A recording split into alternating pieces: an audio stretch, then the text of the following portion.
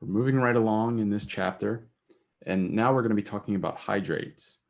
And so hydrates are compounds, typically crystalline ones, in which water molecules are chemically bound to another compound or an element. All right, so water of crystallization or water of hydration is something we might hear. A water of hydration is water that is stoichiometrically bound into a crystal. While the water is found within a crystal, though, it is not directly bounded to the metal cation. Okay, so it's just kind of hanging around in the crystal. Okay, it's like if you got your clothes wet, I guess, outside in the rain, the water's just hanging out there, but it's going to dry or it can be driven off. And that's what's going on here. There's a Bunsen burner that's heating up this material and driving the water off.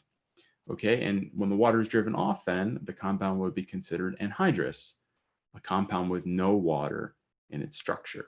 Okay, so that's what we mean by a hydrate.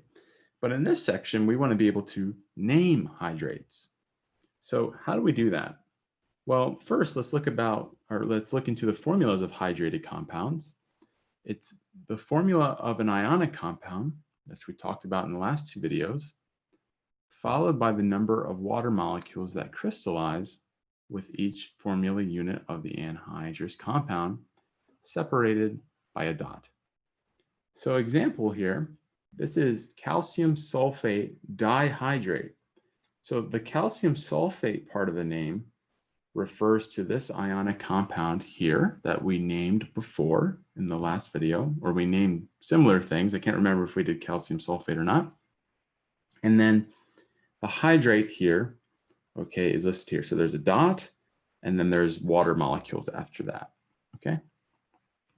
And it's showing us the number of water molecules here that are bonded to the ionic compound. There's 2, okay? So here we go. How do we name them then? So we know what they look like. How do we name them?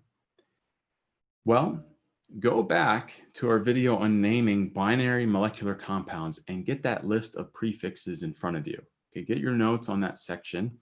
Get that list. It's going to come in handy because how we name them, we use the prefixes for naming binary molecular compounds to indicate the number of water molecules, associated with each formula unit of the anhydrous compound. So, for example, let's name these 2 guys. I'm going to go a little bit faster on naming the ionic part of the compound because we've got a lot of practice of that in our last video.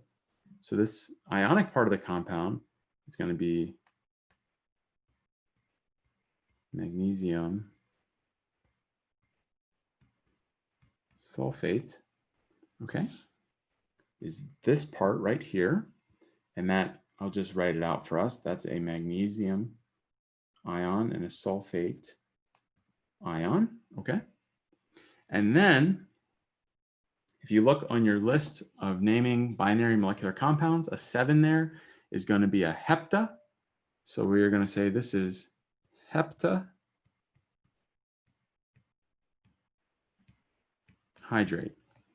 So that's the name of this compound, magnesium sulfate heptahydrate, because we have 7 water molecules included in the formula unit. Okay, this next one is going to be aluminum oxide. Okay, is the first part there. And then how many water molecules do we have? We have 3. You look in your chart, that gets the prefix tri. So this is going to be trihydrate. Okay, so like I said, do plenty of examples here in the homework and in your textbook. It's pretty simple. You just name the ionic compound, then you look at the prefix chart in your textbook or from the previous video and write down how many water molecules you have. So heptahydrate says I have 7 water molecules. Trihydrate says I have 3. Okay. What if we go the other way? What is the formula of iron 3 sulfate nonahydrate? Okay. Well, the first thing you should do here, if you want to write the formula of this compound, is write down the ionic part first. Okay, so we have iron And remember, this 3 here tells us the magnitude of the charge. So this is going to be a 3+ charge. And sulfate is one of those guys that we want to remember. Okay. So I'm going to cross these charges. The 3 is going to go down there. 2 is going to go down there. Remember, this stays in parentheses. So this is iron 2, so 4, the 3. So that's iron 3 sulfate's formula.